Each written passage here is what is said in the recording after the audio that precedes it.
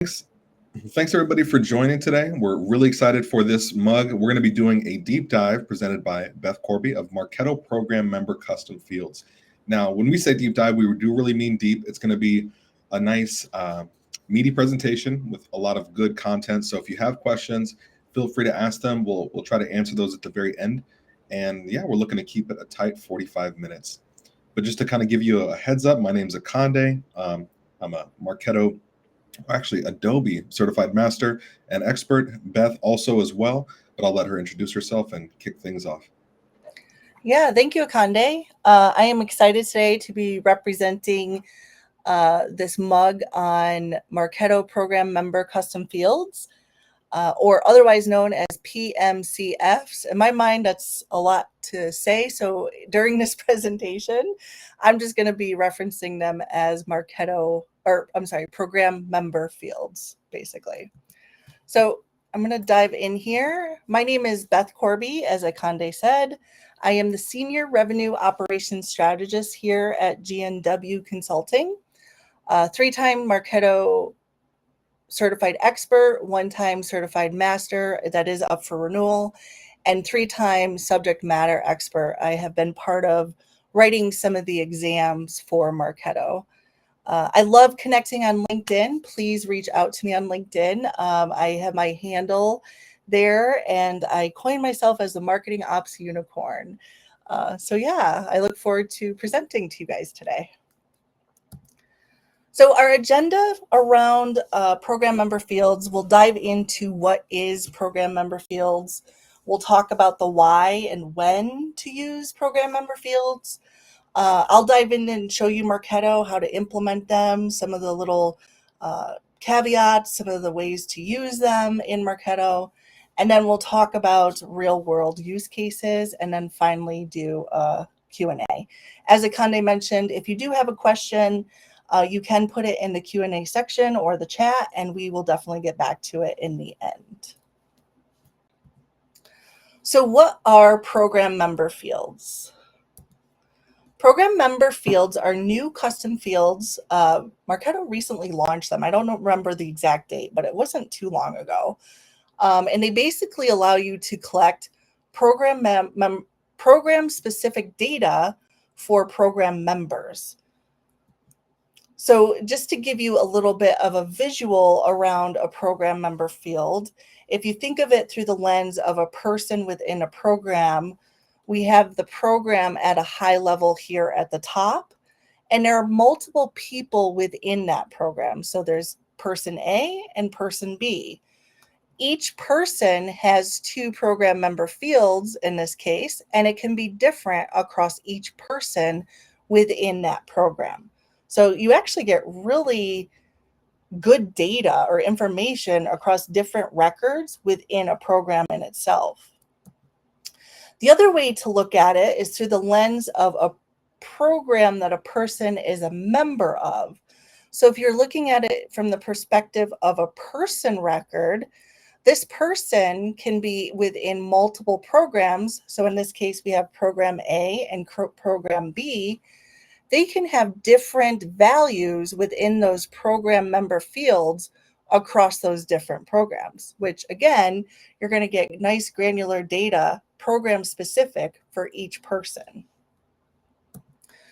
Some important information I just want to cover about program member fields is availability and limitations first off. So keep in mind, program member fields are local assets. If you were to create a form in the design studio and try to use program member fields, you're not going to find them. So it really would only have to be, the form would have to be built local within the program to use program level fields. You will also, based on that, have a few cloning restrictions where you cannot clone a form from a program using program member fields into the design studio. Keep in mind usage in Marketo. So program member fields are used on local forms, local emails, local landing pages, and smart lists across the board. Program member fields cannot be used in pre-header text, snippets, and also within date token wait steps. One of the newer developments of program member fields that I was super excited about was the idea that you can sync program member fields into Salesforce campaign member campaign fields, which means you just, right before, the integration between program to Salesforce campaign was really just like channel to campaign type, and then program status to campaign member status. Now you have the ability to create additional custom fields that are one-to-one between systems, and they are bidirectional. So that's great. When you are using program member fields, keep in mind it cannot share a name as a person field. So you will want to have some sort of naming convention around them. Some of the examples I put on here is PRG dash whatever the field name is. You could do PMCF and whatever the field name, whatever you decide, just make it consistent. But it is a best practice to really make sure you're naming them in a consistent way so that when you want to go find all your program member fields, you have an easy way to search and find them. So there are limitations, unfortunately. You are up to a maximum of 20 custom program member fields. You can hide program member fields, and the hidden fields do not count towards the maximum. So that's the good thing. The only thing to be cognizant of with that is if you do end up hiding a program member field, you could potentially lose the data that's in that field. Supported field types are Boolean, date time, float, integer, string, and URL. And just keep in mind, you cannot change the field once it's created. You can't change the field type. So I went in a little bit deep around the overarching definition of a program member field and some of its functionalities. So let's talk about why and when to use program member fields. So since there is a limit, which I just talked about, we want to be a little strategic around deciding when to use program member fields. I feel like 20 isn't a lot. I wish they actually gave you a little bit of a higher. You want to overall consider some of these things listed here. You want to consider how necessary is this information across several programs, and will it be used consistently across those programs? You want to think about the data that you're going to be getting in from those program member fields, and how is that data unique to the program, but additionally, how is that data also unique to the program member or person within that program?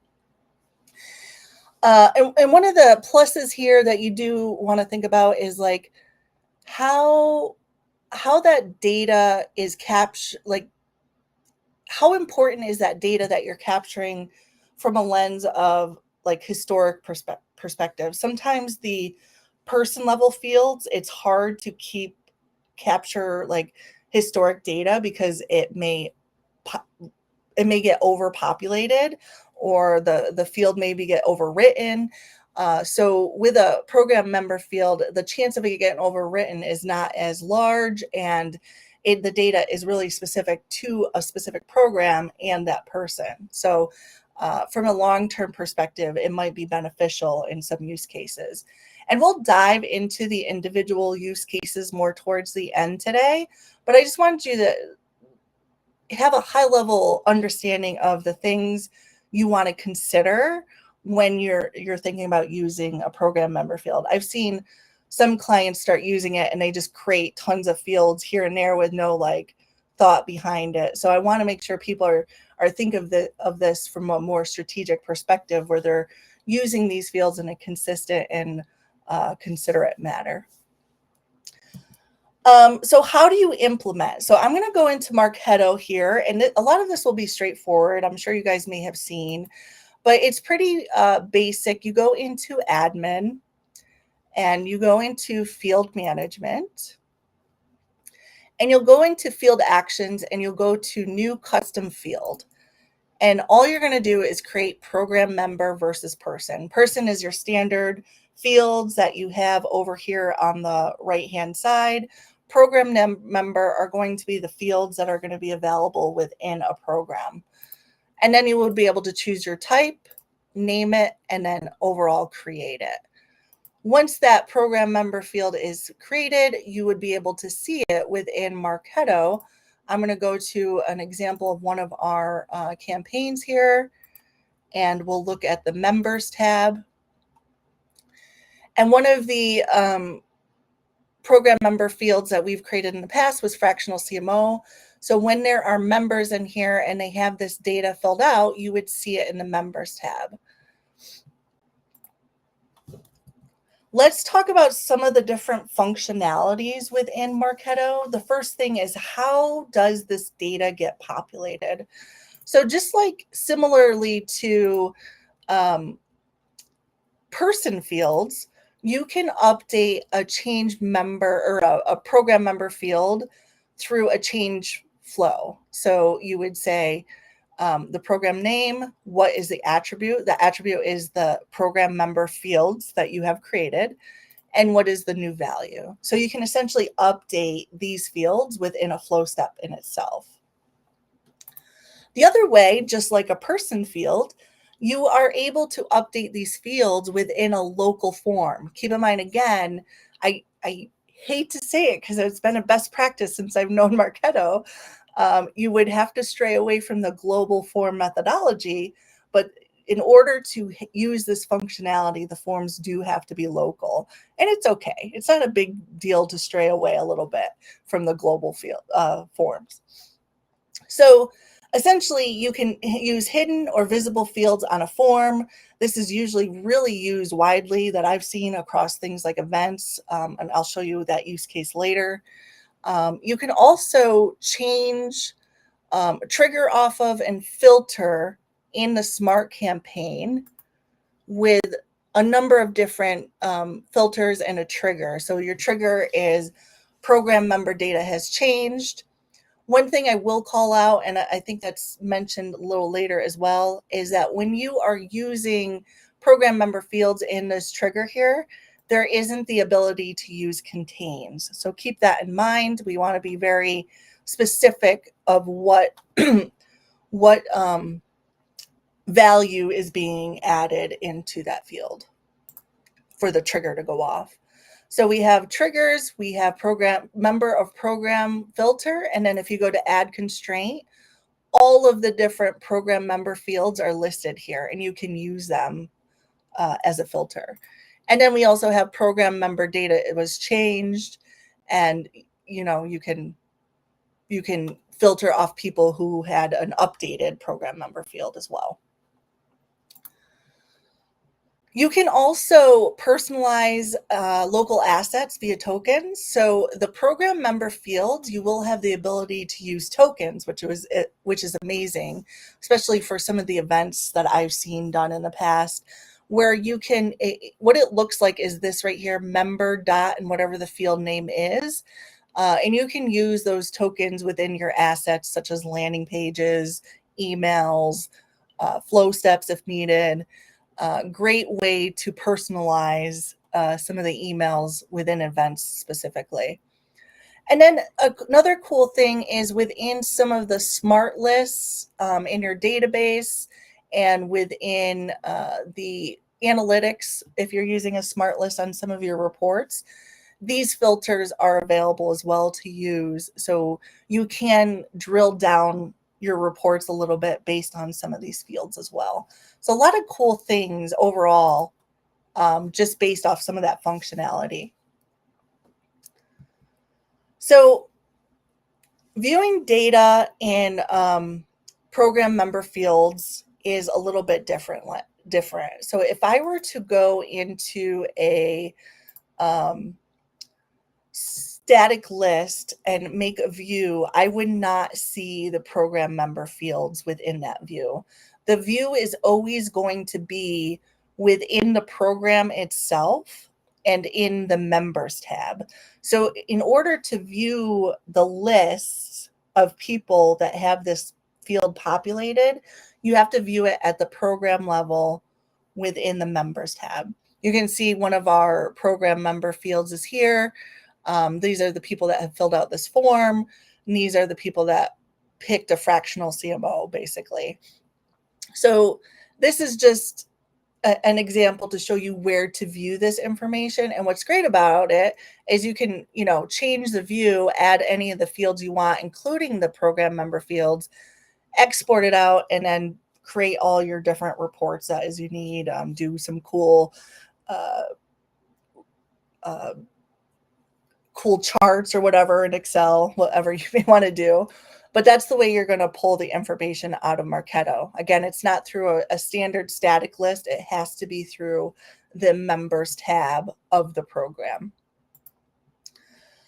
Import and export via list and API are supported. So you can export the data. Again, it has to be within that members list. There's also, if there's certain APIs that are connecting to the program, you should be able to extract that data through API or import. Export, again, only works through the program member list, not the static list.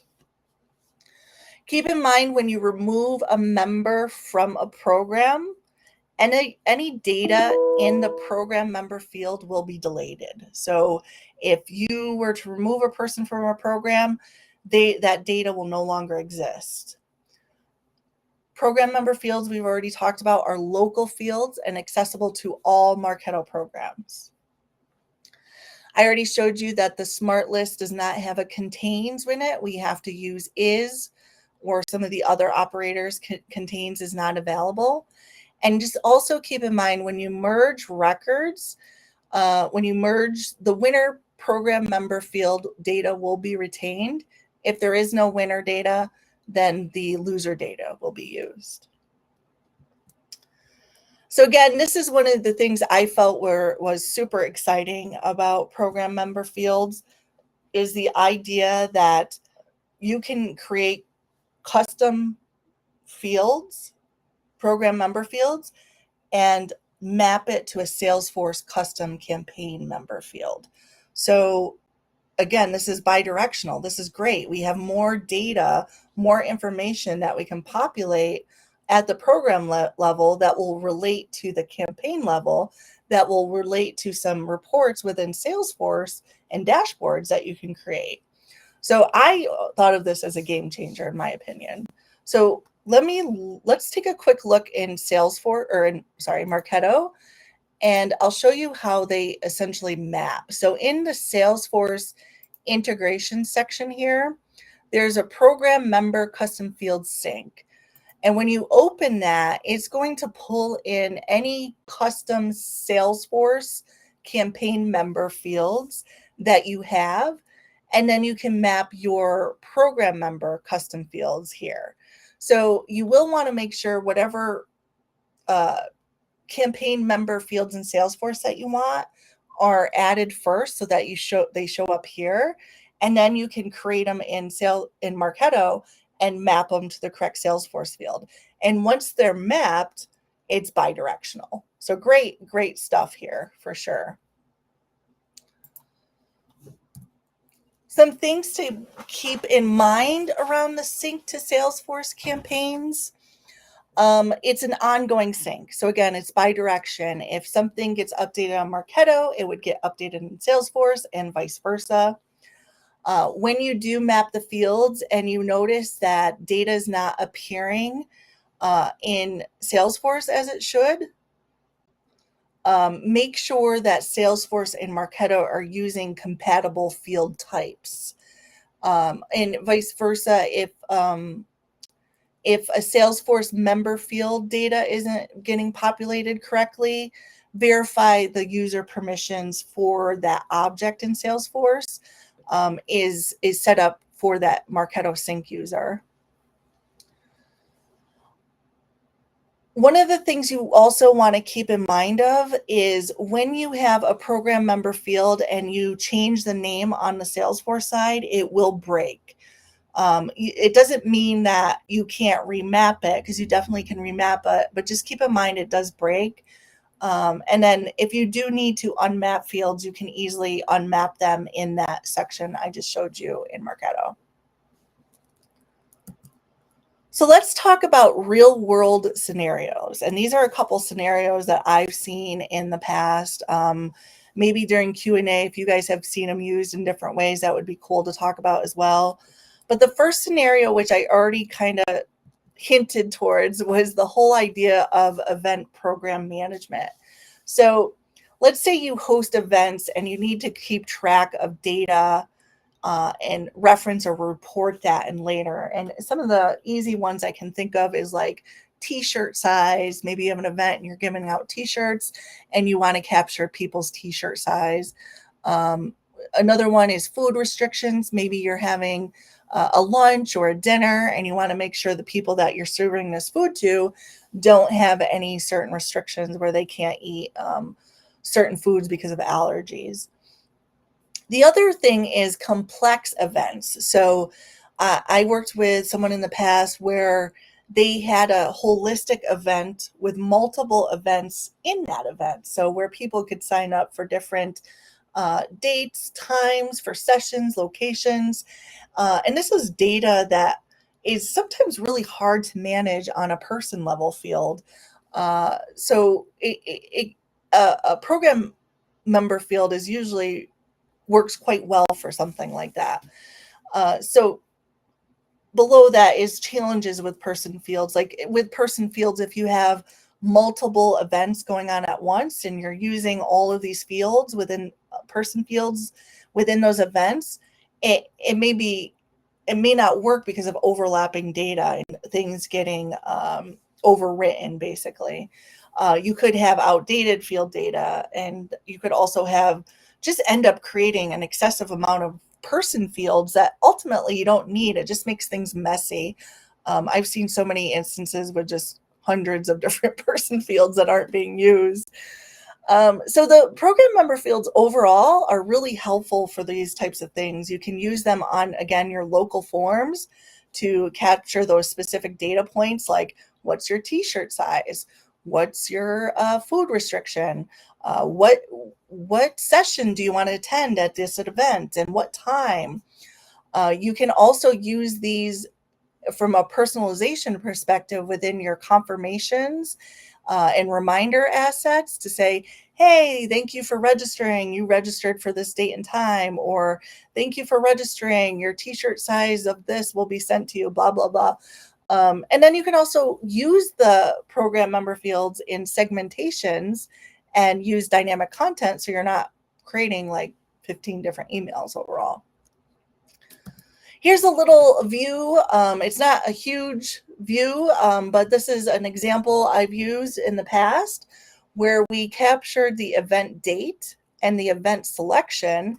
And then in the registration confirmation, we use the tokens to say, thank you for registering. This is the session time and place you selected. And it populated very well using those program member fields. So again, this is for a more complex event where it had multiple events within an event. And it worked quite seamlessly, actually. The other one that I'm really excited about, especially if you don't have a robust tool like a Bizzable or Marketo Measure, and you're just using Marketo standalone just to track some sort of attribution. So let's say within paid media ads, you're struggling to track things like the ad creative, the keywords used, the content for each program, or you have some gated content programs and they're being frequently promoted across various channels, but it's complicated to track whether that was Google or Facebook or what have you. So what you can do is create UTM program member fields to capture that data. And again, that's going to be per program, per person. So you'll really have a better understanding of on each program, if it's a form, was that form filled out through Google or through Facebook, et cetera, et cetera. Here's an example. This is an example of this methodology just using person fields. So like, as you know, it's really not the easiest thing to do to manage first touch UTMs versus last touch UTMs and then have historical concatenating campaigns capturing all the UTMs that person hit across the board. It's doable, but it's sometimes really hard to manage. Whereas using the program member fields, we can drill that down to just UTM campaign, content, medium, source, be capturing that on hidden fields within the form. Again, unfortunately, the form has to be local, but it's a great way to capture that data and have it kept in a more historical perspective rather than having last and first touch. And that's my spiel. I hope all you guys have cold feet because I knocked your socks off. But does anybody have any questions? That's good. I like that. I hope you have cold feet because I was looking at some of the things, and I know we have a couple of questions. I do want to flag one that came in. So Okay. Jeff Q asks, what would that look like within a URL string? The UTM parameters, Jeff? Yeah, exactly. Is it grabbing from the UTM and placing it into that person? And I'm guessing that's happening at the form level, but yeah, could you speak to that? Yeah, it's going to be at the form level. So let me just give you a quick example of that. I'll just use a test form here. Let's see.